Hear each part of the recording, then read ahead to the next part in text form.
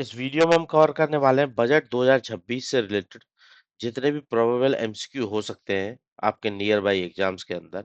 50 plus MCQ हैं, सारे के सारे अच्छे एमसीक्यू हैं, जैसे पास्ट में आ चुके हैं एग्जाम्स के अंदर और फ्यूचर में आ सकते हैं। 50 प्लस एमसीक्यू लास्ट तक देखना, पीडीएफ का लिंक डिस्क्रिप्शन में मिल जाएगा। टेलीग्राम चैनल जाके ज्वाइन कर लेना, डाउनलोड कर लेना, खुद से प्रैक्टिस कर लेना। तो स्टार्ट करते हैं with first MCQ. What is the estimate fiscal deficit as पर द यूनियन बजट 2026-27? जैसे एग्जाम में क्वेश्चन पूछे जाते हैं उसी तरीके से सारे के सारे क्वेश्चन बनाए हुए हैं, उसी पैटर्न पे। एस्टिमेट कितना निकाला गया है फिस्कल डेफिसिट, डेफिसिट मतलब कि घाटा कितना होने वाला है, ठीक है। मतलब एक हम रेवेन्यू जनरेट करते हैं, एक एक्सपेंडिचर करने करते हैं। तो जो एक्सपेंडिचर रेवेन्यू को जब सरपास कर जाता है तो उसको डेफिसिट बोलते हैं। तो वो डेफिसिट कितना होने वाला है, फिस्कल डेफिसिट कितना निकल के आने वाला है, एस्टिमेट निकाला जा रहा है 26-27 के लिए।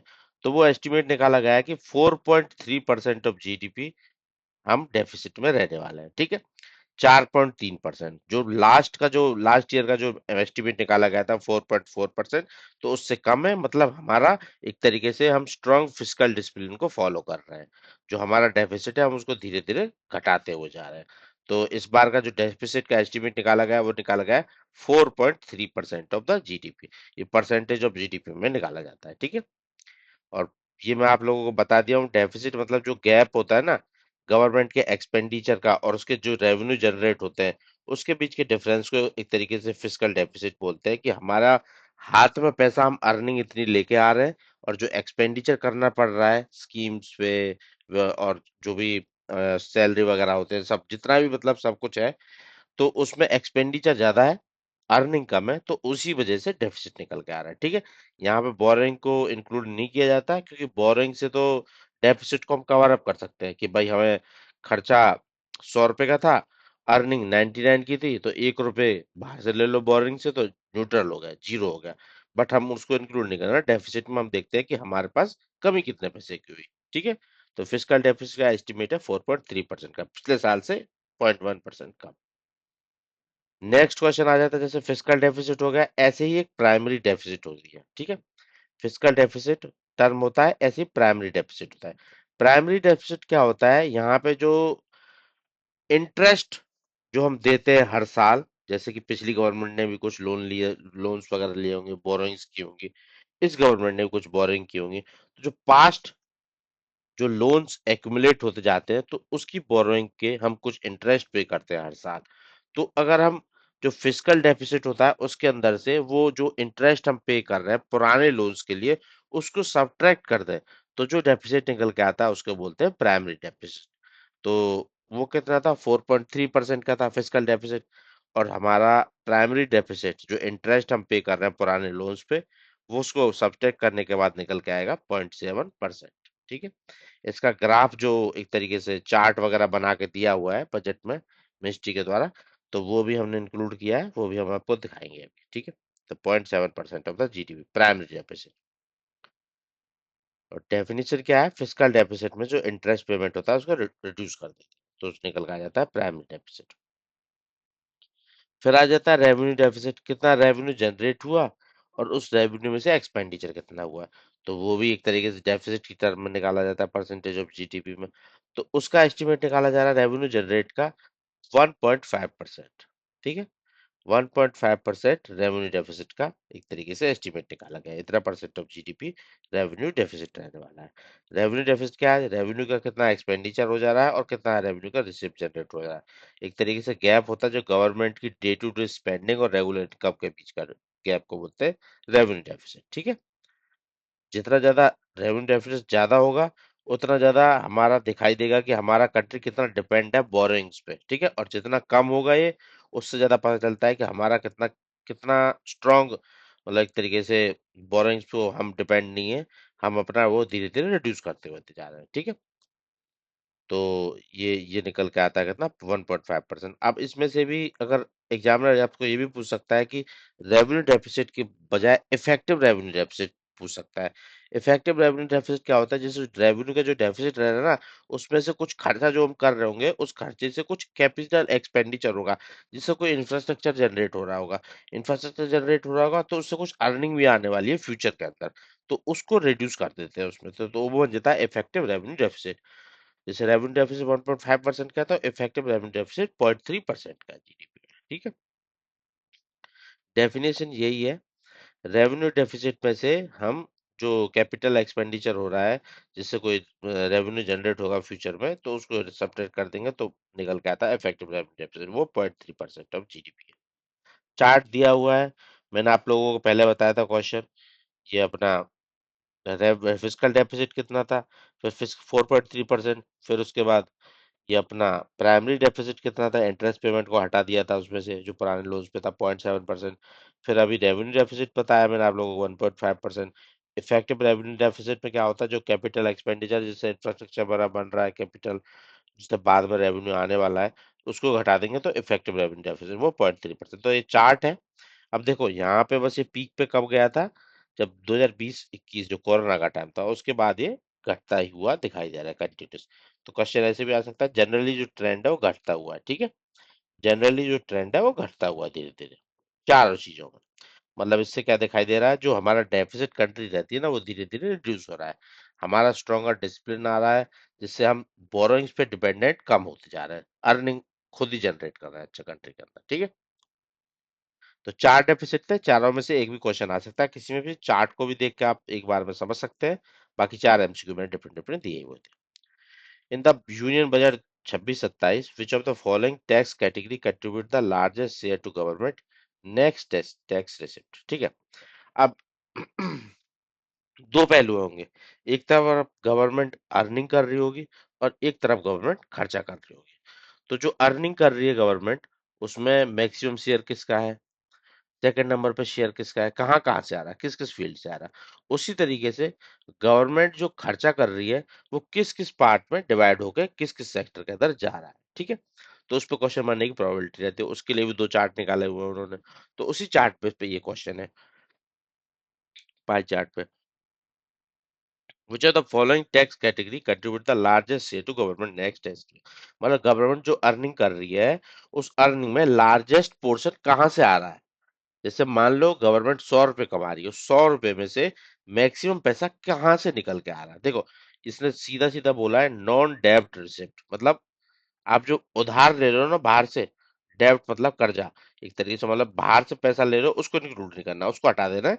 उसके अलावा जो अर्निंग होती है एक्चुअल, उसमें सबसे ज्यादा कंट्रीब्यूशन किसका है, तो सबसे ज्यादा कंट्रीब्यूशन है उसमें इनकम टैक्स का, जो अर्निंग इनकम टैक्स से सबसे ज्यादा हो रही है। उसके बाद अपना कॉर्पोरेट टैक्स से हो रही है। ठीक है, फिर उसके बाद जीएसटी से हो रही है, उसके बाद नॉन टैक्स रेवेन्यू से बन रही है। इसका मैं चार्ट दिखाऊंगा आपको, पाई चार्ट।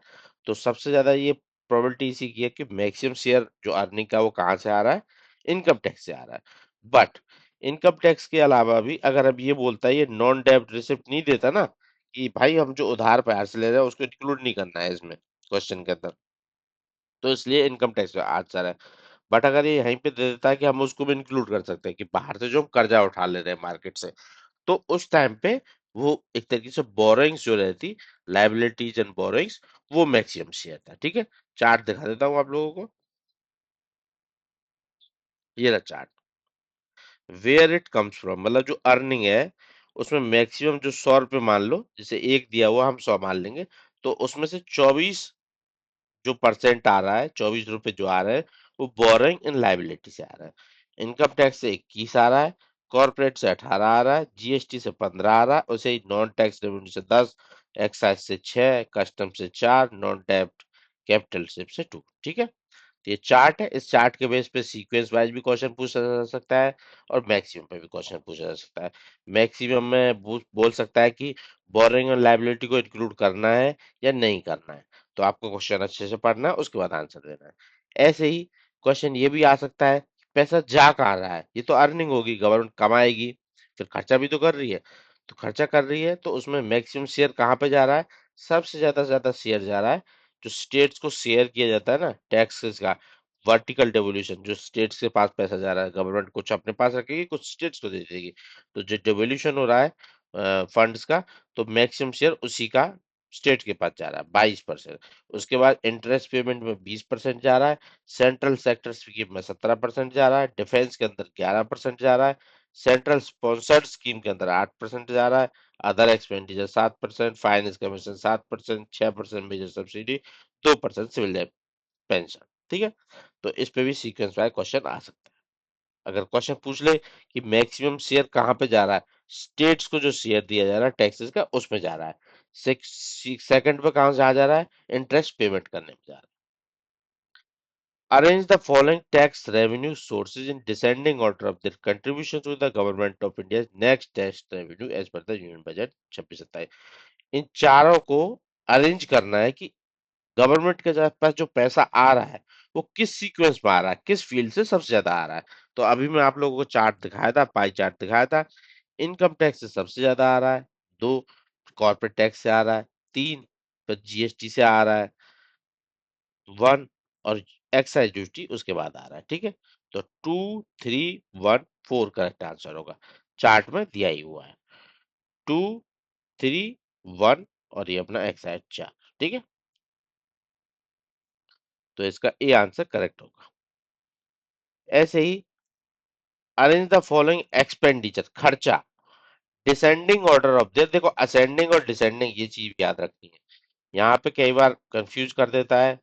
वो दोनों में आंसर देगा आपको, असेंडिंग में भी देगा डिसेंडिंग में भी देगा। तो आपको ये टर्म पहले अच्छे से पढ़नी है, उसके बाद आंसर करना है। Descending order of their share in total expenditure, government जो खर्चा कर रही है उसमें से डिसेंडिंग ऑर्डर के बेस पे ये चारों को अरेंज करना है। सबसे ज्यादा खर्चा कहाँ पे किया जा रहा है, स्टेट्स को जो शेयर दिया जा रहा है टैक्सेस का, ये भी बताया था मैं आप लोगों को, कितना परसेंट था, 22% था। ठीक है, इंटरेस्ट पेमेंट 20% चला जा रहा है इस पे भी। ठीक है, उसके बाद सेंट्रल सेक्टर स्कीम के अंदर 17% चला जा रहा है, और डिफेंस के अंदर 11% चला जा रहा है। चार्ट में आप लोगों को अभी थोड़ी देर पहले दिखाया ही था ऊपर, ये वाला 22%, 20%, 17%, 11%, इसी पे क्वेश्चन था। सिंपल इसी तरीके के क्वेश्चन आते हैं एग्जाम के अंदर, उसी तरीके से मैं आपको बता रहा हूँ। कंफ्यूजन के पॉइंट्स भी आपको क्लियर कर रहा हूँ कि डिसेंडिंग बोलेगा असेंडिंग बोलेगा, आप लोगों को उस तरीके से क्लियरिटी रखनी है अपने दिमाग में। अब नेक्स्ट क्वेश्चन पे आ जाते हैं इसके बाद। एज पर the sector wise expenditure, sector wise जो एक्सपेंडिचर किया जा रहा है उसमें से सबसे ज्यादा किस सेक्टर में एलोकेट किया गया है पैसा। ठीक है, मतलब सेक्टर वाइज मतलब कि भाई सबसे ज्यादा ट्रांसपोर्ट सेक्टर में दिया है, डिफेंस में दिया है, होम सेक्टर में दिया है, एजुकेशन के सेक्टर में दिया है, स्पेस के में दिया है, किस सेक्टर में सबसे ज्यादा एक्सपेंडिचर गवर्नमेंट करने वाली है, एलोकेट जो पैसा कर दिया गया कि भाई तुम इतना पैसा खर्चा कर सकते हो। तो वो किया जा रहा है ट्रांसपोर्ट सेक्टर में, इस बार सबसे ज्यादा एक्सपेंडिचर किया जा रहा है, लगभग लगभग 5,98,520 करोड़। और डिफेंस दूसरे नंबर पे, थोड़ा सा ही डिफरेंस है, वहां पे 5,94,585 करोड़। अब इसका मैं आपको चार्ट दिखा देता हूँ। ठीक है, चार्ट से क्या होगा, क्लियरिटी रहेगी। ऑफिशियल चार्ट है सारे, कहीं भी ऐसे फेक नहीं है, प्रॉपर ऑफिशियल वेबसाइट से उठाए हुए हैं। ट्रांसपोर्ट में सबसे ज्यादा 5,98,520, थोड़ा सा कम डिफेंस के अंदर। और इन दोनों का जो हाफ है लगभग लगभग, वो पहले रूरल डेवलपमेंट में जाएगा और होम अफेयर्स के अंदर। चार्ट पे अगर क्वेश्चन आ जाए सीक्वेंस पे, transport defence rural home affair, education health देख लो, एजुकेशन को ज्यादा फोकस किया है, हेल्थ उसके बाद है, एग्रीकल्चर और अलाइड एक्टिविटीज एजुकेशन और हेल्थ के भी ऊपर है। थोड़ा सा आप लोगों को एक तरीके से देखना पड़ेगा इस चार्ट को। ठीक है, और नॉर्थ ईस्ट के लिए भी अलोकेट किया है, वो सबसे कम किया है 6,812 करोड़। फिर पूछ लिया क्वेश्चन कि ऑर्डर में बताइए, डिसेंडिंग ऑर्डर में कहाँ पे, डिसेंडिंग ये टर्म जरूर पढ़नी है, असेंडिंग डिसेंडिंग, क्योंकि यहाँ पे कंफ्यूजन आपको कराएगा एग्जाम में। अच्छा एग्जामिनर होगा, अच्छा क्वेश्चन बनाएगा, आप लोगों को कंफ्यूज करेगा, पता होते हुए भी क्वेश्चन गलत हो जाएगा। अब डिसेंडिंग ऑर्डर मतलब कि सबसे पहले सबसे ज्यादा खर्चा कहाँ पे किया जा रहा है, फिर कम कहाँ पे किया जा रहा है, फिर कम कहाँ पे किया जा रहा है। तो सबसे ज्यादा अभी बताया था ट्रांसपोर्ट में 598, फिर उसके बाद डिफेंस के अंदर 594, फिर उसके बाद रूरल डेवलपमेंट में, फिर होम अफेयर्स में। ठीक है, तो इस तरीके से क्वेश्चन का आंसर होगा। एज पर the union budget 2026 allocation for ministry which ministry receive था। अब देखो सेक्टर वाइज क्वेश्चन था ये पिछला, कि किस सेक्टर में कितना अलोकेट किया जा रहा है। तो सबसे ज्यादा किस सेक्टर में किया जाता है, ट्रांसपोर्ट के सेक्टर में। अब मिनिस्ट्री वाइज पूछ लिया क्वेश्चन कि वो मिनिस्ट्री वाइज भी पूछ सकता है किस मिनिस्ट्री को सबसे ज्यादा पैसा मिला है। तो आप लोगों को लगता है किस मिनिस्ट्री को सबसे ज्यादा पैसा मिला होगा, फाइनेंस मिनिस्ट्री को, उसी को मेन खर्चा करना है। तो फाइनेंस मिनिस्ट्री को सबसे ज्यादा पैसा मिला है। और कितना मिला है? लगभग लगभग 19,72,509 करोड़। ठीक है, फाइनेंस मिनिस्ट्री को सबसे ज्यादा मिला है। अब इसमें क्वेश्चन आ सकता है सीक्वेंस पे भी, तो फाइनेंस, उसके बाद अपना डिफेंस, फिर उसके बाद रोड एंड हाईवेज, और उसके बाद रेलवेज। सीक्वेंस पे भी क्वेश्चन आ सकता है, और यहाँ पे पूछा था हाईएस्ट कहाँ पे, तो फाइनेंस में। सेकंड नंबर पे डिफेंस, तीसरे पे ये रोड ट्रांसपोर्ट हाईवे वगैरह, और फोर्थ पे रेलवेज। ठीक है, चार्ट देख लेते हैं इसका, चार्ट जानना भी जरूरी है। फाइनेंस में सबसे ज्यादा, फिर उसके बाद डिफेंस में उसका आधा, फिर डिफेंस से भी आधा कहाँ पे, रोड और रेलवेज में, रोड और हाईवेज में, फिर उससे थोड़ा कम रेलवेज के अंदर। ठीक है, चार्ट भी आपको पता होना चाहिए, क्लियरिटी रखो दिमाग में, क्वेश्चन के गलत होने के पूरी प्रोबेबिलिटी है, चार्ट आप अगर अच्छे से नहीं देख के जाओगे। अरेंजमेंट में क्वेश्चन आ जाता है कि किस मिनिस्ट्री में मैक्सिमम को दिया हुआ है। अभी बताया हूं, सबसे पहले फाइनेंस, फिर डिफेंस, फिर रोड ट्रांसपोर्ट हाईवेज, फिर रेलवेज। ठीक है, तो मतलब 3, 1, 4, 2। नेक्स्ट क्वेश्चन, एज पर the union budget 26-27 what is the projected डेब्ट टू जीडीपी रेशियो। मतलब जो हमारा डेब्ट आएगा वो जीडीपी के कितने परसेंट में रहेगा। कि मान लो 100 रुपए हम, जीडीपी हमारी कंट्री की है, तो उसमें डेब्ट टू जीडीपी जो हम बाहर से बोरिंग लायबिलिटी लेंगे, एक्सटर्नल इंटरनल, तो उसका कितना रेशियो प्रोजेक्ट किया गया है, एस्टिमेट निकाला गया है। वो निकाला जा रहा है 55.6%। देखो ये डिजिट्स से फिगर्स याद रखने हैं, क्वेश्चन सिंपल ऐसे ही आएगा। अब आपको पता होगा कि डेब्ट टू जीडीपी रेशियो क्या होता है, ये आपको पता होगा थ्योरेटिकल वे में। बट एक्चुअल में एग्जामिनर क्या पूछता है, सीधा ये पूछ लेगा कि इस बार के बजट आपने अगर अच्छे से पढ़ा होगा, देखा होगा, तो आप आंसर करने वाले हो, अदरवाइज आप आंसर नहीं कर पाओगे। क्योंकि थ्योरेटिकल जरूरी नहीं है कि सारे क्वेश्चन थ्योरेटिकली आएंगे, कुछ सीधा के सीधा डेटा बेस्ड भी आते हैं। ठीक है, तो 55.6% इस बार का डेब्ट जीडीपी रेशियो है। कितना लाइबिलिटीज है गवर्नमेंट के ऊपर as the percentage of GDP. ठीक है, और जितना कम होगा ये, उतना ज्यादा अच्छा रहता है। इससे कम होने से क्या दिखता है कि मतलब डेब्ट कम है गवर्नमेंट के ऊपर, एक तरीके से फिस्कल कंसोलिडेशन पाथ पे गवर्नमेंट चल रही है, एक तरीके से जो कमा रहे हैं उसी के अंदर अपना एक तरीका कवर अप करने की कोशिश कर रहे हैं, ज्यादा डिपेंड नहीं हो रहे बाहर की कंट्रीज पे डेब्ट को लेके। ठीक है, पिछले साल के कंपैरिजन में इस बार कम है, मतलब एक तरीके से हम स्ट्रॉन्ग फिस्कल कंसोलिडेशन पाथ की ओर चलते जा रहे हैं। As per the Union Budget 26-27, which of the following state is not included in the dedicated Rare Earth Corridor Initiative? एक rare earth corridor initiative launch किया गया है, उसके अंदर कुछ स्टेट्स को इंक्लूड किया गया है। 4 स्टेट है, उड़ीसा, केरला, आंध्र प्रदेश, तमिलनाडु। ठीक है, रेयर अर्थ कॉरिडोर, वहां पे एक तरीके से प्रमोट किया जाएगा माइनिंग और manufacturing of rare earth element और मैग्नेट्स की। ठीक है, तो 4 स्टेट को लिस्टेड किया गया है उसके लिए, मैन्युफैक्चरिंग एंड माइनिंग के लिए। वो है उड़ीसा, केरला, आंध्र प्रदेश और तमिलनाडु। ठीक है, गुजरात को नहीं किया गया है, तो ये इसमें पूछा था इनमें से कौन सा नहीं है, तो गुजरात नहीं है। ठीक है, चारों के नाम नीचे दिए हुए। Which of the following measures was announced in the budget 26-27 to support creation of champion small and medium enterprises? Champion small and medium enterprises बनाए जाएंगे, उसके लिए कुछ पैसा अलोकेट किया गया है। ठीक है, अब champion small and medium enterprises क्या होते हैं, इसके अंदर क्या होता है कि स्मॉल, जैसे कि छोटी जो स्मॉल एंड मीडियम एंटरप्राइजेस है, एमएसएमईज के अंदर, एसएमईज, तो जिनके अंदर एक पोटेंशियल है फ्यूचर में बड़ा बनने का, जिनका आइडिया अच्छा है, ग्रोथ अच्छी दिखाई दे रही है, और उनको फ्यूचर में एक तरीके से चैंपियन की तरह उभर के आगे लाया जा सकता है। तो वहां पे एक तरीके से एक डेडिकेटेड 10,000 करोड़ का ग्रोथ फंड सपोर्ट के लिए लाया जाएगा, ऐसा इस बजट में अनाउंस किया गया है। Dedicated 10,000 crore SME growth fund for the creation of champion SME. Newly announced east west dedicated freight corridor, एक फ्रेट कॉरिडोर अनाउंस किया गया है ईस्ट को वेस्ट से कनेक्ट करने के लिए, ताकि जो फ्रेट का ट्रांसपोर्ट होता है एक जगह से दूसरी जगह, उसको फास्टर वे में हो सके और इजीली उसको डिलीवरी की जा सके। तो वो कहाँ से कहाँ तक कनेक्ट करेगा, वो गुजरात में सूरत से स्टार्ट होगा और वेस्ट बंगाल में दंकुनी तक जाएगा। तो ये नया east west dedicated freight corridor announce किया गया है, दंकुनी से सूरत तक का। ठीक है, दंकुनी वेस्ट बंगाल के अंदर है, सूरत गुजरात के अंदर है। अब क्वेश्चन ये भी आ सकता है कि ये कॉरिडोर, ये रास्ता कहाँ कहाँ से गुजरता है। ठीक है, अब आप लोग सोचोगे गुजरात हो गया इधर, इधर वेस्ट बंगाल हो गया, तो मोस्ट प्रोबेबली ये एमपी के अंदर से तो गुजर ही रहा होगा, मध्य प्रदेश के अंदर से। बट ये एमपी से ही नहीं गुजरता है, इसी का याद रखना है। इसीलिए अगला क्वेश्चन मैं आप लोगों को बताने वाला हूँ। ये जो नया डेडिकेटेड फ्रेट कॉरिडोर है, जो वेस्ट बंगाल दंकुनी से स्टार्ट होकर सूरत गुजरात तक आ रहा है, ये किस स्टेट से पास हो रहा है? देखो, वेस्ट बंगाल से शुरू करके वेस्ट बंगाल, फिर उसके बाद झारखंड, फिर उड़ीसा, फिर छत्तीसगढ़, महाराष्ट्र और गुजरात। बीच में कौन सा रह गया?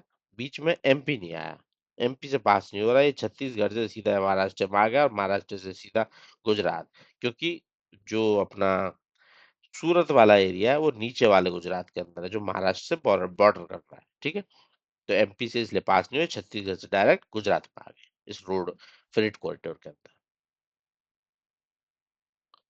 नेक्स्ट, कुछ नए नेशनल वाटरवेज का अनाउंसमेंट किया गया है कि नए बनाए जाएंगे, ऑपरेशनलाइज किया जाएगा नेक्स्ट 5 साल के अंदर। कितने मतलब बनाए जाएंगे? एक टारगेट लिया गया है कि इतने नए नेशनल वाटरवेज बनाए जाएंगे। तो 20 नए नेशनल वाटरवेज को बनाए जाने की और उनको ऑपरेशनलाइज कराने का एक टारगेट लिया गया है। तो इस फिगर पे भी क्वेश्चन आ सकता है। 20 कितने डेडिकेटेड केमिकल पार्क प्रपोज किए गए कि हम केमिकल पार्क भी बनाएंगे? कितने प्रपोज किए गए? 3 प्रपोज किए गए। ठीक है, इंटीग्रेटेड शेयर इंफ्रास्ट्रक्चर और एनवायरमेंट कंप्लायंस फैसिलिटीज के साथ, साथ ही साथ प्लग एंड प्ले मॉडल होगा। आपको सारा का सारा इंफ्रास्ट्रक्चर रेडी मिलेगा, बस आप अपनी मशीन लेके आइए और यहाँ पे जो भी केमिकल वगैरह का प्रोडक्शन है, जो बनाना है, वो सीधा डायरेक्टली बना सकते हैं। जो इफ्लुएंट ट्रीटमेंट प्लांट होगा, वेस्ट मैनेजमेंट सिस्टम होंगे, पावर वाटर लॉजिस्टिक कनेक्टिविटी, ये सब आपको गवर्नमेंट देने वाली है। प्लग एंड प्ले मॉडल जिसको बोलते हैं, आप बस मशीन लेके आइए और प्रोडक्शन शुरू कर दीजिए। ठीक है, तो उसके अंतर्गत 3 केमिकल पार्क बनाए जाएंगे, ऐसा अनाउंस किया गया है। कितने all India institute of Ayurveda इस बार प्रपोज किए गए यूनियन बजट के अंदर? देखो, प्रपोज किए गए एक्चुअल में कितने बन पाते हैं वो डिपेंड करता है कितना टाइमलाइन दिया गया, कितना पैसा खर्चा कर रहा है धीरे धीरे, और क्या गवर्नमेंट की पॉलिसीज रहेंगी फ्यूचर के अंदर। प्रपोज किए गए हैं, 3 प्रपोज किए गए हैं। केमिकल पार्क भी 3 थे, और all India institute of Ayurveda वो भी 3 है। इंडिया के अंदर कोई है एक एक दो all India institute of Ayurveda है या नहीं है? एक है ओनली, सरिता विहार न्यू दिल्ली के अंदर। ठीक है, जो मिनिस्ट्री ऑफ आयुष के अंदर आता है। अब ऐसे 3 और अनाउंस कर दिए गए, उसके बाद 3 बनने के बाद 4 टोटल संख्या हो जाएगी। As announced in union budget 26-27, newly launched खेलो इंडिया मिशन। खेलो इंडिया मिशन के लिए एक तरीके से नए प्लेटफॉर्म पर उसको फिर से लॉन्च किया गया इस बजट के अंदर। तो कितने साल के लिए एक टाइमलाइन रखी गई है उसमें? डिकेडल लॉन्ग टाइमलाइन रखी गई है, एक तरीके से शॉर्ट टर्म न जाके लॉन्ग टर्म थोड़ा सा। 10 साल का टाइमलाइन रखा गया है, 10 ईयर का स्ट्रक्चर्ड प्रोग्राम बनाया जाएगा खेलो इंडिया मिशन के अंदर, ताकि ट्रांसफॉर्म किया जा सके इंडिया के स्पोर्ट इकोसिस्टम। ठीक है, लॉन्ग टर्म एथलीट का डेवलपमेंट किया जा सके, इंफ्रास्ट्रक्चर को डेवलप किया जा सके, coach and sport science ecosystem develop किया जा सके, और कंपिटेंसी एक्सीलेंस बनाया जा सके। तो 10 साल का टाइमलाइन लिया गया है खेलो इंडिया मिशन के अंदर। Next, as per budget estimate 2026-27, total transfer to state and union territory is estimated. कितना स्टेट और यूटी को ट्रांसफर किया जाएगा बजट के अंदर से, वो कितना एस्टिमेट निकाला गया है? वो निकाला गया है 26.2 लाख करोड़। ठीक है, 26.2 लाख करोड़ का एस्टिमेट निकाला गया है, इतना ट्रांसफर किया जाएगा बजट के अकॉर्डिंग स्टेट और यूटी को। ठीक है, 26.2 लाख करोड़। चार्ट दिया जा रहा है। अब ये मैक्सिमम है लास्ट 5 इयर्स का, मतलब ये भी बढ़ता हुआ जा रहा है। क्वेश्चन ये भी पूछा जा सकता है सिंपल कि जो transfer to state and UT है, तो लास्ट 5 इयर्स में कैसा उसका एक तरीके से जिगजैग देखने को मिला आप लोगों को, थोड़ा डाउन, फिर आप उस तरीके से सिंक्लाइन एंटीक्लाइन टाइप वाला, साइनोसोइडल वेव टाइप वाला, या सीधा लीनियर एक तरीके से ऊपर की तरफ बढ़ता हुआ? तो ये ऊपर की तरफ बढ़ता हुआ एक तरीके से स्लोप दिखाई दे रहा है। टोटल एक्सपेंडिचर जो प्रपोज किया गया है यूनियन बजट के अंदर, वो कितना किया गया है?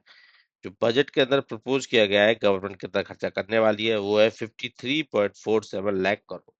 इस तरीके का मतलब बजट की टोटल अमाउंट कितनी है प्रपोज की गई है जो 53.47 लाख करोड़। सी मार्ट इनिशिएटिव लॉन्च किया गया है। सी मतलब जो लेडीज के द्वारा चलाया जाएगा, मार्ट बनाए जाएंगे। तो इसमें क्या होगा, सेटअप किए जाएंगे community owned retail outlet for women entrepreneurs. एक तरीके से सेल्फ हेल्प ग्रुप के द्वारा जो मार्ट बनाए जाएंगे कम्युनिटी के द्वारा उनकी, जहाँ पे रिटेल आउटलेट लगाए जाएंगे, वुमेन एंटरप्रेन्योर बनाए जाएंगे। तो उसके लिए सी मार्ट इनिशिएटिव को लॉन्च किया गया है। ठीक है। एक तरीके से लखपति दीदी जो स्कीम है ना अपनी एग्जिस्टिंग, उससे थोड़ा हट के वहां पे तो क्या हो, क्रेडिट मिल जाता है गवर्नमेंट की तरफ से। यहाँ पे क्या है, इंटरप्राइज ओनरशिप मिलेगी और मार्केट एक्सेस मिलेगा, जहाँ पे आप खुद से जनरेट कर सकते हो वेल्थ को। ठीक है। C mart initiative community lead रहेगा। जो ये भी जितना भी मतलब इंफ्रास्ट्रक्चर रहेगा, इंटरप्राइज रहेगी, और वहां पे वुमेन लीड करेगी एक तरीके से इंटरप्रेन्योरशिप को बढ़ावा देने के लिए। ठीक है। स्ट्रक्चर्ड रिटेल प्लेटफॉर्म होगा। यहाँ पे अपने प्रोडक्ट को self help group women directly market कर सकती है, सेल कर सकती है। ठीक है। C mart initiative. Orange economy term काफी न्यूज में थी इस बार के बजट के अंदर। ऑरेंज इकोनॉमी ये होती क्या है, इस पे क्वेश्चन आने की पूरी प्रोबेबिलिटी है। ऑरेंज इकोनॉमी ऐसी इकोनॉमी होती है जैसे कि जो एवी एवी एवीजीसी आप लोगों ने काफी सारे सुना होगा, animation, visual effect, gaming, comics वगैरह। तो वहां पे जो अपना इंसान का जो दिमाग होता है ना, उसको यूज करके कुछ क्रिएटिव कल्चरल इंडस्ट्री आइडियाज लगा के, इंटेलेक्चुअल प्रॉपर्टी राइट्स बना बना के इस तरीके का कुछ डेवलप करना। ठीक है। और उसको बोलते हैं ऑरेंज इकोनॉमी। मतलब एक तरीके से सर्विस लेड ग्रोथ स्ट्रेटेजी है ये। यहाँ पे कुछ मैन्युफैक्चरिंग नहीं करने वाले हो आप, यहाँ पे आप अपने दिमाग का यूज करके कुछ क्रिएटिव बनाने वाले हो। जैसे कि मान लो अभी मैं एक कंटेंट बना के सोशल मीडिया पे डाल रहा हूँ, तो I am also the part of orange economy. कुछ मैं कुछ मतलब एक तरीके से मैन्युफैक्चरिंग नहीं कर रहा हूँ, मैं बस डेटा जनरेट कर रहा हूँ, कंटेंट बना रहा हूँ, जिसकी हेल्प से आप इसको अगर पढ़ोगे तो आपका आगे फ्यूचर में हेल्प होने वाली है। एक तरीके से क्रिएटिव आइडियाज का यूज करके इंटेलेक्चुअल प्रॉपर्टी बनाना और कल्चरल इंडस्ट्री को डेवलप करना। ठीक है। इसको बोलते हैं ऑरेंज इकोनॉमी। जैसे कि animation, visual effect, gaming, comics, ठीक है, डिजिटल कंटेंट जो ड्राइवर है फ्यूचर जॉब्स और एक्सपोर्ट के, उसको बोलते हैं ऑरेंज इकोनॉमी। यूनियन बजट 26-27 में गवर्नमेंट ने प्रपोज किया है कंटेंट क्रिएटर लैब्स को लेके। ऑरेंज इकोनॉमी के अंदर कितनी लैब्स बनाए जाएंगे इसको प्रमोट करने के लिए ऑरेंज इकोनॉमी को। तो स्कूल्स के अंदर, सेकेंडरी स्कूल्स के अंदर 15,000 लैब बनाए जाएंगे और कॉलेजेस के अंदर 500 लैब बनाए जाएंगे। फिगर याद रखना, क्वेश्चन आने की प्रोबेबिलिटी। एक भारत विस्तार स्कीम लॉन्च की गई है बजट के अंदर 26-27 में। तो वो स्कीम है क्या? एक multilingual AI based agriculture advisory platform है। मतलब मल्टीपल लैंग्वेज में इंटरफेस किया, मतलब उस इंटरेक्ट कर सकते हैं उस ऐप से, प्लेटफॉर्म से। एग्रीकल्चर एडवाइजरी देने में आपको हेल्पफुल रहेगी। भारत विस्तार, अब विस्तार का फुल फॉर्म थोड़ा पता होना चाहिए, virtually integrated system to access agriculture resources. जैसे कि एग्रीस्टैक पोर्टल होगा, उसको इंटीग्रेट कर दिया जाएगा। ICR, Indian council of agriculture research के पैकेज को, उनकी प्रैक्टिस को आर्टिफिशियल इंटेलिजेंट की हेल्प से इनेबल करेंगे। टेलर्ड रिकमेंडेशन मिलेंगी क्रॉप की प्लानिंग को लेके, वेदर फोरकास्ट को लेके, पेस्ट मैनेजमेंट को लेके, मार्केट के लेके, स्कीम्स के इन्फॉर्मेशन को लेके। मतलब एक तरीके से फार्मर को सब कुछ यहाँ पे तैयार मिलेगा। ठीक है। तो इसलिए इसको भारत विस्तार को एक तरीके से लॉन्च किया गया है। Multilingual AI based agriculture advisory platform है ये। ठीक है। फुल फॉर्म एग्जाम के अंदर आ सकते हो, याद रखना, virtually integrated system to access agriculture resources. Capital expenditure propose किया था, कैपेक्स जिसको बोलते हैं, कितना प्रपोज इस बार, वो है 12.2 लाख करोड़। ठीक है। अब इसमें क्या हो सकता है, एक और प्रोबेबिलिटी क्वेश्चन है ये पूछे जाने की। ये कैपेक्स जो एक्सपेंडिचर प्रपोज है 12.2 लाख करोड़, वो एक तरीके से गवर्नमेंट, सेंट्रल गवर्नमेंट की तरफ से प्रपोज किया गया है। यहाँ पे स्टेट को कुछ ग्रांट एंड एड भी मिलती है। ठीक है। कैपिटल एसेट बनाने के लिए। तो अगर हम उसको इंक्लूड कर दें तो टोटल कैपिटल एक्सपेंडिचर होने वाला है, वो होने वाला है 17.1। ठीक है। मतलब इसमें 12.2 जो प्रपोज है ये कैपिटल एक्सपेंडिचर है, पर जो जो ग्रांट एंड एड मिलेगी स्टेट को, उसको भी कैपिटल एक्सपेंडिचर का यूज किया जा सकता है। तो टोटल निकल के आ रहा है 17.1 का एस्टिमेट। ये भी ग्राफ बढ़ता हुआ है। ठीक है। लास्ट ईयर के कंपेरिजन। यूनियन बजट 26-27 में सिक्योरिटी ट्रांजिशन टैक्स। ये सिक्योरिटीज ट्रांजैक्शन टैक्स क्या होता है कि जो शेयर मार्केट में हम खरीदी बेची करते हैं ना, तो उसके लिए कुछ ट्रांजैक्शन टैक्स आपको देना पड़ता है, उसको सिक्योरिटी ट्रांजैक्शन टैक्स बोलते हैं। तो उसको इंक्रीज कर दिया गया है, कितने से कितना परसेंट, 0.02 से 0.05%, मतलब 150% का इसमें इंक्रीमेंट कर दिया गया है। स्पेकुलेशंस को रिड्यूस करने के लिए, जो ट्रांजैक्शन सेल साइड पे जो बेचते हैं ना, जैसे इसको खरीद के इसको बेच देते हैं फ्यूचर मार्केट्स के अंदर, तो वहां पे इसको मेनली उसको कर्व करने के लिए, रोकथाम लगाने के लिए उस पे ये ट्रांजेक्शन वैल्यू पे 150% का इंक्रीज किया है, ठीक है, एसटीटी पे 0.02 से 0.05%।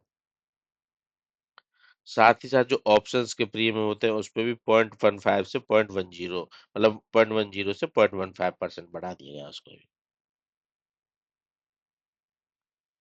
कार्गो के मूवमेंट के लिए कितने इनलैंड वाटरवेज और कोस्टल शिपिंग प्रपोज किए गए हैं? 6 से बढ़ा के कितना परसेंट कर दिया जाएगा? 12% कर दिया जाएगा, ठीक है। 12% का इंक्रीज उसमें एक तरीके से प्रपोज किया गया है 2047 तक, 2047 तक, अमृतकाल वाला जो विजन है हमारा। In the context of union budget 26-27, SASCI stand for, एक टर्म यूज में थी, ये क्या है? ये है special assistant to state for capital investment. States को स्पेशल असिस्टेंट दी जाएगी कैपिटल इन्वेस्टमेंट के लिए, मतलब एक तरीके से गवर्नमेंट की तरफ से स्टेट्स को लोन दिया जाएगा लॉन्ग टर्म, इंटरेस्ट फ्री, 50 साल के लिए। तो इससे क्या होगा, एक तरीके से जो स्टेट गवर्नमेंट होंगे उसको लोन्स को यूज कर पाएंगे इंफ्रास्ट्रक्चर, रोड, ब्रिज, हॉस्पिटल बनाने के लिए, और जिसकी आउटपुट हमको लॉन्ग टर्म में दिखाई देगी। तो special assistant to state for capital investment full form exam के अंदर आ सकती है, और पर्पज क्या है वो भी आ सकता है। 2 लाख करोड़ का एक तरीके से एक अलग आउटले रखा गया है स्कीम के लिए। बजट के अंदर CCUS एक टर्म न्यूज में थी, वो क्या है? Carbon capture, utilisation and storage scheme, ठीक है। जो इंडस्ट्रीज होती है जो इनमें जिनसे कार्बन डाइऑक्साइड ज्यादा निकलता है, उस इंडस्ट्रीज पर रोकथाम लगाने के, रोकथाम मतलब कि जो CO2 वगैरह निकल रहा है उसको कैप्चर करने के लिए और फर्दर उसको यूटिलाइज करने के लिए और स्टोर करने के लिए इस स्कीम को लॉन्च किया गया है। इसके लिए कुछ पैसा रखा गया है, अलोकेट किया गया है, 20,000 करोड़ किया गया है, ठीक है। तो वो दोनों टर्म याद रखनी है, कार्बन को कैप्चर करना, यूटिलाइज करना, स्टोर करना, मेनली स्कीम का पर्पज है। और अमाउंट कितना प्रपोज किया गया है? 20,000 करोड़, वो नेक्स्ट क्वेश्चन के अंदर है। 20,000 करोड़ प्रपोज किया गया है स्कीम के अंदर। हाई स्पीड रेल कॉरिडोर बनाए जाएंगे, कितने high speed rail corridor propose किया गया है? 7 नए हाई स्पीड रेल कॉरिडोर, ठीक है। 7 नए प्रपोज किए गए हैं। कुछ एग्जांपल्स बता देता हूँ आप लोगों को, जैसे मुंबई से पुणे से कनेक्ट करेंगे, पुणे को हैदराबाद से कनेक्ट करेंगे, हैदराबाद को बेंगलुरु से, चेन्नई से, चेन्नई को बेंगलुरु से, दिल्ली को वाराणसी से, ठीक है। इस तरीके के 7 टोटल प्रपोज किए गए हाई स्पीड रेल कॉरिडोर। और चेक कैसा कॉरिडोर, जैसे कि मुंबई टू अहमदाबाद बन रहा है ऑलरेडी, ठीक है। महात्मा गांधी ग्राम स्वराज इनिशिएटिव अनाउंस किया गया है। महात्मा गांधी जी का ग्राम स्वराज इनिशिएटिव, ठीक है। तो किस सेक्टर को स्ट्रेंथन करने के लिए?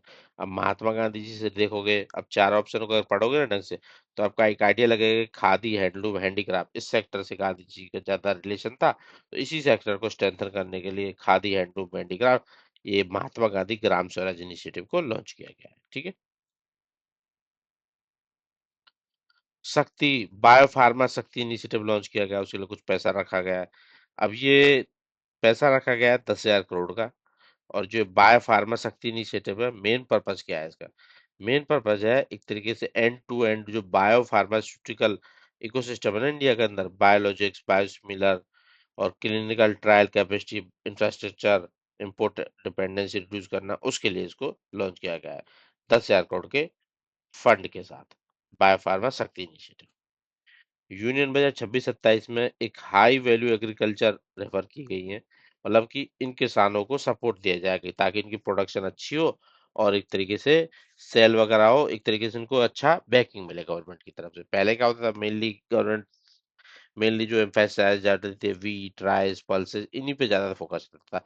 इस बार हाई वैल्यू एग्रीकल्चर को एक तरीके से सपोर्ट दिया जाने वाला है कि इनकी प्रोडक्शन करो और इनके लिए जो MSP वगैरह है वो निकालो ताकि इनको अच्छी अर्निंग हो किसानों की। तो इसमें क्या, सैंडलवुड, कोकोया, कैश्यू, कोकोनट, जो हाई वैल्यू एग्रीकल्चर होती है, उन पे मेन फोकस डाला जा रहा है इस बजट के अकॉर्डिंग, ठीक है। और साथ साथ में अगर हम नॉर्थ ईस्ट में अगरवुड वगैरह, वॉलनट, आलमंड, पाइन नट्स, इन सब पे भी फोकस दिया जा रहा है, ठीक है, हाई वैल्यू एग्रीकल्चर पे। National council for hotel management and catering technology का नाम बदल के चेंज कर दिया जाएगा, उसको अपग्रेड कर दिया जा रहा है एक तरीके से। उसको अपग्रेड किया जा रहा है national institute of hospitality management में, मतलब जैसे आईआईटी होता है इंडियन इंस्टीट्यूट ऑफ टेक्नोलॉजी, ऐसे ही national institute of hospitality management में उसको, होटल मैनेजमेंट केटरिंग टेक्नोलॉजी के जो नेशनल काउंसिल है, उसको अपग्रेड कर दिया जाएगा। Eighth national institute of design propose किया गया, अनाउंस किया गया है। किस सेक्टर में बनने वाला है, किस पार्ट में इंडिया का बनने वाला है? ये बनने वाला है ईस्ट इंडिया के अंदर। लोकेशन अभी डिसाइड नहीं की गई है, पर ईस्ट इंडिया के अंदर आठवां नेशनल इंस्टीट्यूट ऑफ डिजाइन बनाया जाएगा, डिजाइनिंग के फील्ड में काम करने।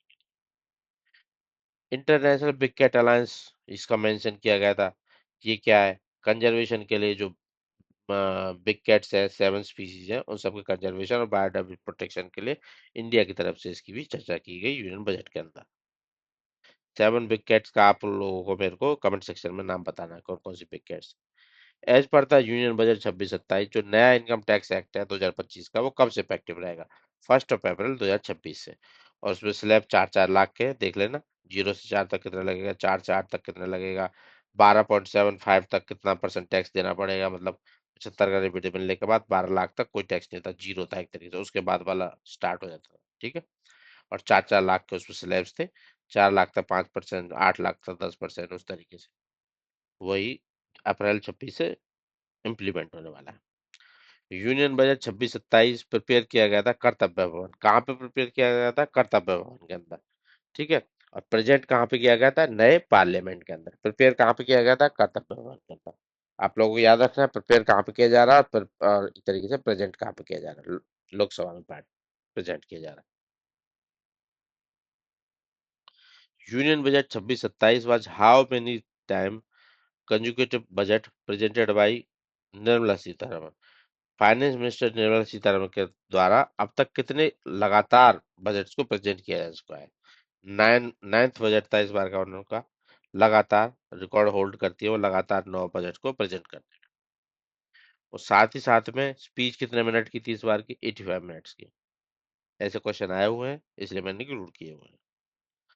Union budget 26-27 inspired by how many कर्तव्य, कितने कर्तव्य के द्वारा इंस्पायर्ड था इस बार का बजट? तो उसमें कुछ कर्तव्य की बात की गई थी बजट के अंदर, वो कर्तव्य भी आपको पता होना चाहिए, और कितने हैं वो भी पता होना चाहिए। तो कर्तव्य तो 3 है, ठीक है, कर्तव्य 3 है। अब कर्तव्य वो है कौन कौन से, थोड़ा वो भी देख लेते हैं, क्योंकि उस पर भी क्वेश्चन बनने की पूरी प्रोबेबिलिटी है। कर्तव्य, 3 कर्तव्य फ्रेमवर्क है। पहला तो accelerated and sustained economic growth, मतलब जो ग्रोथ है वो सस्टेन्ड रहे।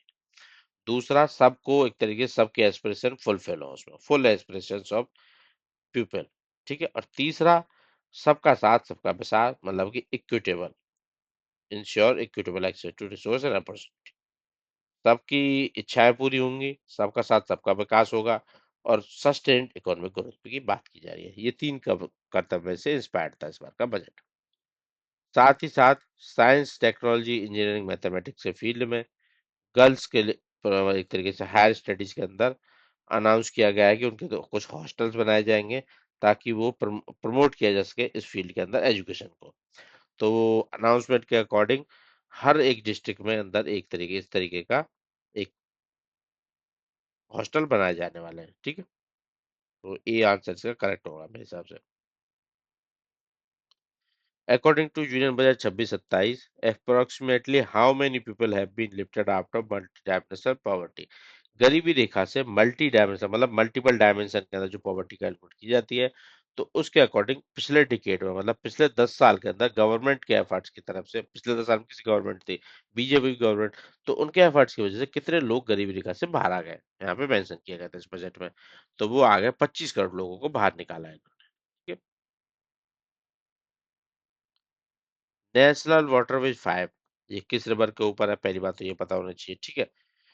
उसमें एक मिनरल रिच एरिया है तलचेर अंगोल रीजन का, उड़ीसा के अंदर।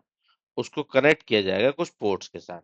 किसके अंदर है? उड़ीसा के अंदर, तलचेर अंगुल रीजन। उसको कनेक्ट किया जाएगा पारादीप और धमरा जो पोर्ट्स है वहां पे, उसके द्वारा। ठीक है, तलचेर अंगुल रीजन के, उड़ीसा के, उसको कनेक्ट किया जाएगा पारादीप और धमरा के पोर्ट के साथ। National waterway 5। अब नेशनल वाटरवे 5 किस रिवर के ऊपर है, ये आप लोगों को बताना है।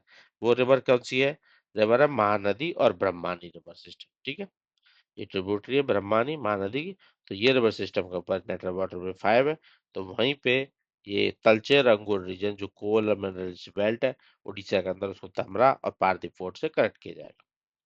Scheme for development of Buddhist circuit, Buddhist के जो सर्किट है बुद्ध धर्म वाले, उनके डेवलपमेंट के लिए स्कीम लॉन्च की गई है। तो प्राइमरी फोकस किस रीजन को लेके? प्राइमरी मतलब main focus north east region में इसको प्रमोट करने के लिए स्कीम को लॉन्च की।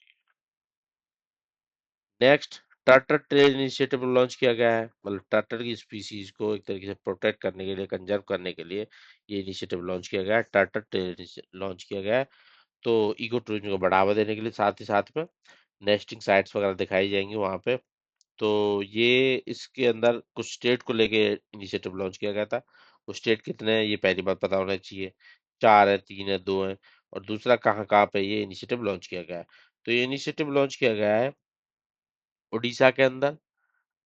उड़ीसा में कौन कौन सा? जो गहीर माता ऋषिकुल्या कोस्ट है, और कर्नाटका के अंदर, और केरला के अंदर। ठीक है, गुजरात में नहीं किया गया है। तो option 4 will not correct answer. तो 1 2 3 आंसर होंगे इसके, उड़ीसा, कर्नाटका, केरला। यहाँ पे टर्टल ट्रेल इनिशिएटिव लॉन्च किया गया है। वो टर्टल नेस्टिंग साइट्स वगैरह को इको टूरिज्म के थ्रू दिखाए जाएंगे। ठीक है, उड़ीसा, केरला, कर्नाटका। नाम याद रखना स्टेट्स के, प्रोबेबिलिटी पूरी है क्वेश्चन के आने की। यूनियन बजट 26-27 में कुछ रिजर्वोयर अमृत सरोवर को अनाउंस किया गया है उनकी डेवलपमेंट के लिए। वो कितने अमृत सरोवर की डेवलपमेंट किया जाएगा? 500। ठीक है, फिगर याद रखना काफी है इसमें। निमहंस 2, मतलब एक ऑलरेडी एग्जिस्ट करता है इंडिया के अंदर, दूसरा बनाया जाएगा। कहाँ पे प्रपोज किया गया है? इसको प्रपोज किया गया है नॉर्थ इंडिया के अंदर ये बनाया जाएगा। अब ये निमहंस होता क्या है? National institute of mental health and neuro science. Already एक एग्जिस्ट करता है इंडिया के अंदर बेंगलुरु के अंदर, दूसरा नॉर्थ इंडिया के अंदर बनाया जाने वाला है। मतलब ये हेल्थ और न्यूरो साइंस, जो मेंटल हेल्थ और न्यूरो साइंस का इंस्टीट्यूट है, वो बनाया जाएगा नॉर्थ इंडिया के अंदर। साउथ के अंदर ऑलरेडी बेंगलुरु के अंदर एग्जिस्ट करता है। फाइनेंस कमीशन की रिकमेंडेशन, जो 16वां फाइनेंस कमीशन है इस बार का, वर्टिकल डिवोल्यूशन स्टेट को जो किया जा रहा है, कितना मतलब रिटेन किया जाएगा? पिछली बार भी उतना ही था, इस बार भी उतना ही किया जाएगा। तो 41% जो डिवोल्यूशन किया जा रहा था, उतना ही इस बार होने वाला है। ठीक है,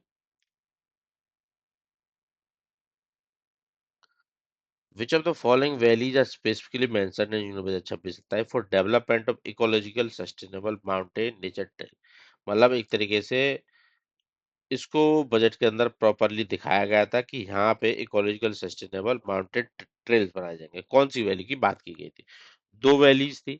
पहली वैली तो अराकू वैली थी, और दूसरी पोथी गई मलाई थी। इन दो वैलीज की बात की गई थी। अराकू वैली किस स्टेट के अंदर है? आंध्र प्रदेश के अंदर, ईस्टर्न घाट्स में। और पोथी गई मलाई वैली कहाँ पे है? वेस्टर्न घाट्स में, तमिलनाडु के अंदर। तो इन वैल्यूज को एक तरीके से माउंटेन और नेचर ट्रेल्स बनाने की, डेवलप करने की बात की गई थी। ठीक है, और साथ ही साथ हिमालयन स्टेट्स है, जैसे जम्मू कश्मीर हो गया, उत्तराखंड हो गया, हिमाचल प्रदेश हो गया, तो वहां पे भी माउंटेन ट्रेल बनाने वाले हैं। पर जो एक्सप्लिसिटली जिन वैलीज और पासेस की बात की गई थी, अराकू वैली और पोथीगाई मलाई, इनकी बात की गई थी वैलीज की। तो इनके बारे में क्वेश्चन था। ठीक है, एक्सप्लिसिटली बोला गया। यूनियन बजट 26-27 के अंदर शिप को रिपेयर करने की फैसिलिटी इनलैंड वाटरवेज के अंदर डेवलप की जाएगी। कहाँ पे बनाई जाने वाली है शिप रिपेयर की फैसिलिटी? इनलैंड वाटरवेज के अंदर जो शिप चलते हैं ना, अंदर इंडिया के रिवर्स के अंदर, तो वहां पे शिप को रिपेयर करने की फैसिलिटी बनाई जाने वाली है वाराणसी और पटना के अंदर। ठीक है, यूनियन बजट 26-27 के अंदर बर्ड वॉचिंग ट्रेल्स प्रपोज किए गए, डेवलप किए जाएंगे। किस लेक के अराउंड? पुलिकट लेक की बात की जा रही है यहाँ पे। पुलिकट लेक में बर्ड वॉचिंग ट्रेल को प्रपोज किया गया है। पुलिकट लेक आंध्र प्रदेश के अंदर है। ठीक है, यहाँ पे मेनली जो फ्लेमिंगो बर्ड होते हैं ना, माइग्रेट करके आते हैं वहां पे, उसको लेके इसलिए ये अपना बर्ड वॉचिंग ट्रेल बनाने वाले हैं। और ये पुलिकट लेक क्या है? इंडिया की क्या है, और एक तरीके से second largest brackish water lake. ठीक है, लार्जेस्ट ब्लैक स्पॉट ट्रायलोगिन आप लोगों को कमेंट सेक्शन में मुझे बतानी है। तो आंसर क्या था? पोलीगैट लेंगे इसका। ठीक है, यहाँ पे बर्ड वॉचिंग ट्रेल बनाया जाने वाला है। एक आध क्वेश्चन और बचा होगा I think. In the context of Union Budget 26-27, India's long-term climate commitment, by which year had India reiterated its target to achieve net zero carbon emission? मतलब फिर से गवर्नमेंट ने बजट के अंदर बताया गया कि हम नेट जीरो जो अचीव करने वाले हैं वो इस साल तक करेंगे। 2070 तक का ही टारगेट है और उसी की बात उन्होंने रिपीटेडली की है। निर्मला सीतारमन जी के द्वारा बजट को प्रेजेंट किया गया था, तो उन्होंने किस कलर की साड़ी मतलब कौन सी साड़ी पहनी थी? उन्होंने पहनी थी कांजीवरम सिल्क साड़ी। कांजीवरम किस स्टेट से बिलोंग है ये साड़ी? ये साड़ी सिल्क का फैब्रिक की बनी होती है। तमिलनाडु गवर्नमेंट मतलब तमिलनाडु स्टेट से एक हैंड वोवन साड़ी है वहाँ की। तो इस पे भी क्वेश्चन ऐसे आए हुए हैं, तो इसलिए कांजीवरम सिल्क साड़ी और तमिलनाडु से बिलोंग करती है। ठीक है, और उस पे टेम्पल स्टाइल के मोटिव्स बने हुए थे, टेम्पल देखने को मिलेगा उस पे। ठीक है, next and the last question. Budget जो इस बार प्रेजेंट किया गया था, संडे के दिन प्रेजेंट किया गया था भाई। ठीक है, तो ऐसा पहली बार हुआ था कि संडे के दिन प्रेजेंट किया गया था? जो 1 फेब आया था इस बार संडे के दिन आया था। ऐसा पहली बार हुआ है या इससे पहले भी हो चुका है? इससे पहले भी हो चुका है। 1999 में यशवंत सिन्हा जी फाइनेंस मिनिस्टर थे। 28 फरवरी को जब बजट प्रेजेंट किया गया था, उस टाइम पे क्या होता था कि फरवरी की स्टार्टिंग में प्रपोज नहीं करते थे, वो लास्ट हो जाता था फरवरी के लगभग लगभग प्रेजेंट करते हुए। तो वहां पे भी संडे के दिन ही प्रेजेंट किया गया था। और इस बार बजट को फिर से संडे के दिन प्रेजेंट किया गया है। ठीक है, 1 फेब को। और फर्स्ट एवर था? नहीं, फर्स्ट एवर नहीं था, इससे पहले यशवंत सिन्हा जी का 99 में ऑलरेडी प्रेजेंट किया गया हुआ था। तो 1 और 2 करेक्ट है, 3 गलत है इसका। तो ये थे कुछ प्रोबेबल एमसीक्यू जो फ्यूचर में आ सकते हैं आपके एग्जाम के अंदर बजट से रिलेटेड। इससे ज्यादा और कुछ इंपॉर्टेंट नहीं है, ये क्वेश्चन आप कवर कर लोगे। पीडीएफ लिंक डिस्क्रिप्शन में डाल दूंगा, डाउनलोड कर लेना, टेलीग्राम चैनल ज्वाइन कर लेना, प्रैक्टिस कर लेना। और ज्यादा कुछ पाने की प्रोबेबिलिटी है नहीं बजट से रिलेटेड। ठीक है, थैंक यू।